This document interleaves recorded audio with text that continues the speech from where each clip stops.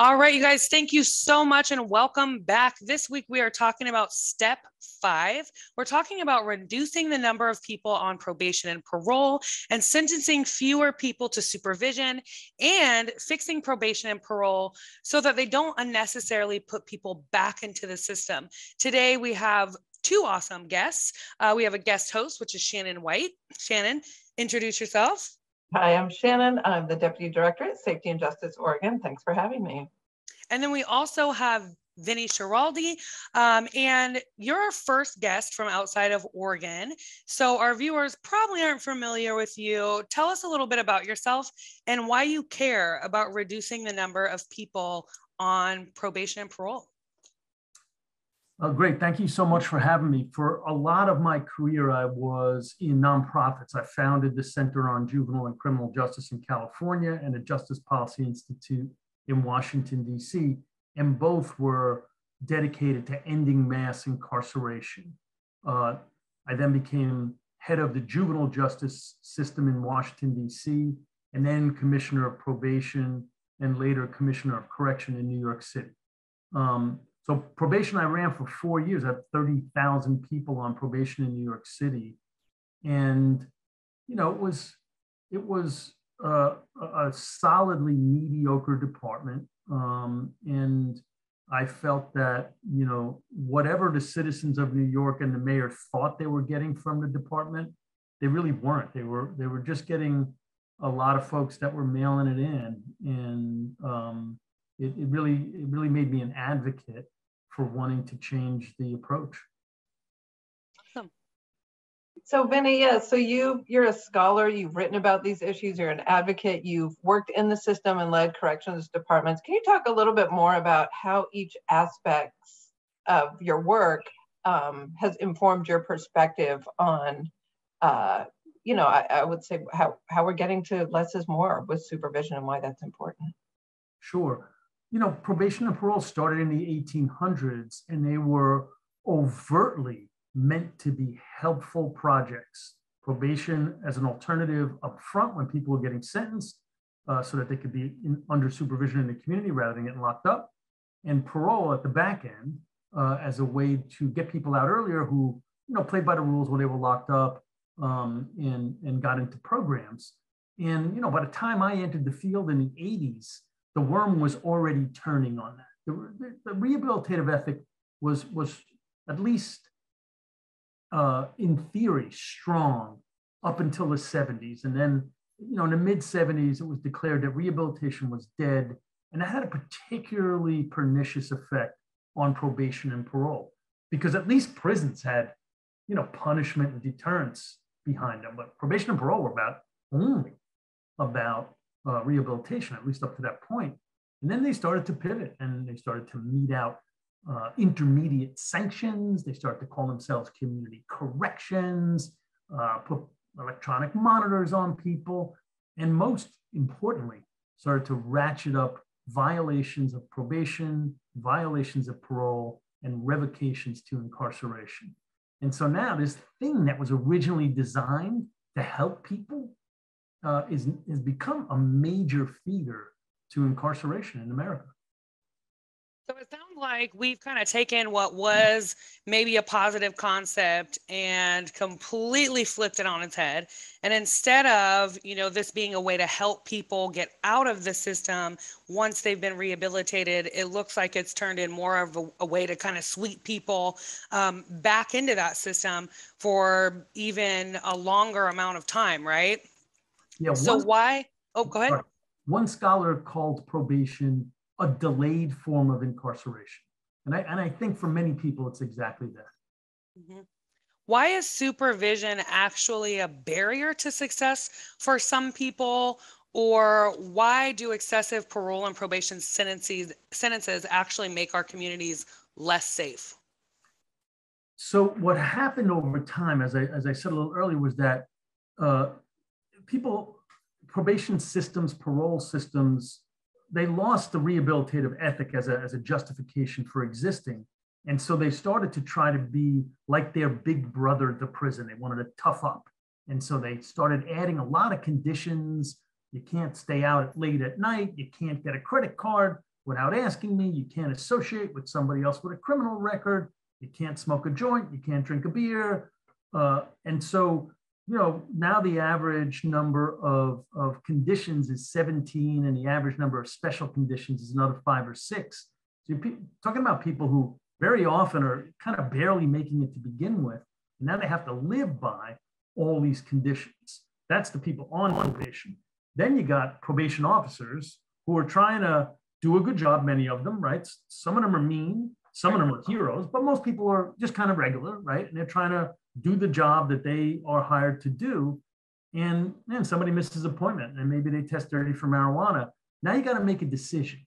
And the way that decision plays itself out for the line probation officer, the probation officer that's working on the streets is, do I want to risk my job? Do I want to risk sending my kids to college? Do I want to risk my mortgage? Because I think this person can make it even though they messed up a couple times. So now I got to weigh that person's liberty against my support for my family. And that's a lousy position to put people in. We really need to stop doing that and say, this is either all about surveillance and stop pretending it's about rehabilitation, or this is about rehabilitation. We got to stop sending people back to prison and jail for ticky-tack fouls. Yeah. What role do you think prosecutors play in supervision, and how can they help shrink and improve supervision today? Yeah, I think prosecutors really need to take a de novo look at supervision and say to themselves, what's this about? This like if my son or daughter was on probation, what would I kind of want out of this? So, and I think the answer is you want something short, rehabilitative, and helpful, not something that's, lying in wait to catch somebody screwing up. And if you can reconceptualize it that way, as many prosecutors have begun to do, then the policies and practices that flow from that are pretty extraordinary. So a bunch of prosecutors, Larry Krasner in Philadelphia, John Kruko in Dallas, others have begun, Deborah Gonzalez in, where's Deborah? She's in Georgia. They've begun to shorten the terms. They tell their prosecutors, ask for shorter terms of probation. Let's have fewer conditions. And then if people mess up, let's not ask for them to go to prison or jail. Let's use that as a teachable moment, as a moment of relapse, rather than as an excuse to lock somebody up.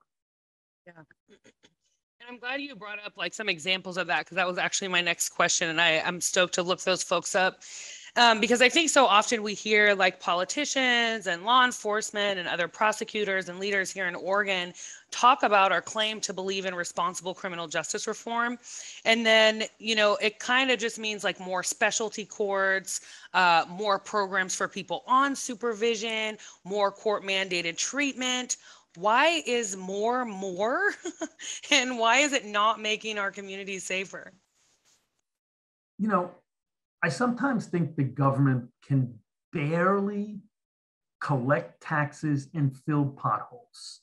I often wondered when I was with my judges what they dreamt was going on in my offices. Because when I walked into my offices, it was a sea of mostly young Black and brown men sitting there for hours waiting for a 5-minute conversation with a really harried PO. And you could cut the tension in my waiting rooms with a knife.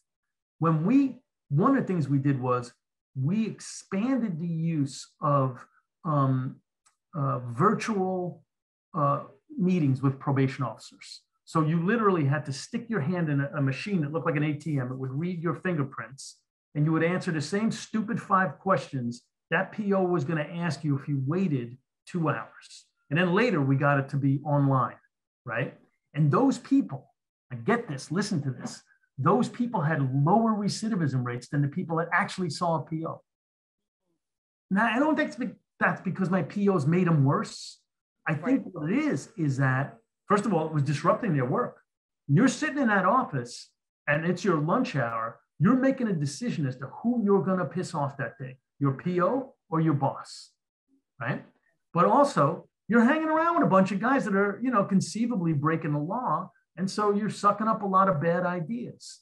And so the people that were actually on electronic, reported electronically, if you will, through a computer, did better. And then we started discharging people earlier. We increased the number of people getting discharged earlier sixfold. And those people did better than the people that stayed on for the full time. Most, standards are 1 or 2 years, shortenable by good behavior. So some places, every 30 days, you don't get a revocation, you get 30 days off your term. Now you're incentivized. Maybe your PO is going to give you a handful of things to do, not a ton, a handful. Take a cognitive behavioral therapy class, get a GED, whatever, doable stuff. And when you do those things, you kind of all of a sudden you're getting rewarded. And it's a path towards a positive achievements.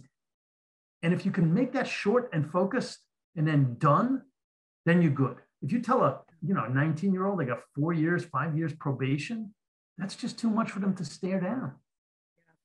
And I think, we've been hearing a lot about this here, and you brought up some really good points about what works and, and what doesn't as far as recidivism. And in the last in the last week alone, leaders in Oregon, especially some of our current DAs, have said that the increase in violence over the past 2 years is attributable to the reduction of people being sentenced to probation, parole, incarceration.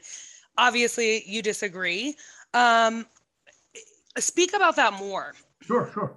So New York City, to me, is a decent example. I took a look at the data going from 1992 up until 2020. There was over an 80% decline in the number of people on probation in New York City. This was all kind of leading up right before the pandemic. So 80% fewer people on probation in New York City. Homicides during that time period went from over 2,000, 2,200, down to under 300 in New York City. New York City's got about 8.5 million residents. Car thefts, robberies, rapes, every crime category dropped by more than 70% during that same period of time. We also did an analysis nationally of probation and parole in all 50 states and looked at really two factors. When you control for a whole bunch of things, race, crime rates, poverty rates, political leanings of states, and you ask yourself two questions. Does putting more people on probation and parole in these states make these states less incarcerated or safer? We found a positive correlation between a number of people under supervision and how many people were locked up, which meant more people were locked up the more people you put under supervision, even when you control for other factors. And no relationship between probation and crime. And again, a positive relationship between parole and crime, meaning the more people you put on parole, the more crime you're going to have. So when you look at it, the problem with a lot of prosecutors that make these statements is they only see the people that screw up. They never see people that live happy, healthy lives. They only see the people that violate probation or get rearrested on probation. But there's no evidence that more people or putting people on supervision for longer has a positive impact on public safety or on incarceration. And, we've talked a lot about what doesn't work. We know that, putting folks on parole and probation for long periods of time don't work. We know that incarcerating people for longer periods of time is not as effective. What do you see as the alternative? What are some programs that work? What are things that do work? Yeah, well, both probation and parole started out as voluntary projects. The people who were probation officers and parole officers were volunteers. And I think we moved away from that, and that was a loss. There's a lot of good, strong evidence that the more cohesive communities are, the more informal controls there are in communities, the better people do in terms of public safety. Again, even when you control for other factors. And that makes sense. Most of us didn't behave well because a PO was chasing us around, or we were going to have to pee in a cup, right? Right. And in my neighborhood, there was literally that, sort of hackneyed old lady down the block, right? That you always hear old guys talk about, that if she told you to behave and you gave her any lip, your mother found out about it, and there were no cell phones, there were no internet, none of that stuff.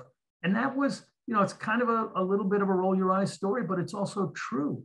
And that was a story about community cohesion, though, because she also made us, lemonade when it was hot. We had relationships with her. And I think that in some respects, probation and parole are a bad government attempt to replicate that. And I think we need to stop that. I think we need to go back to communities.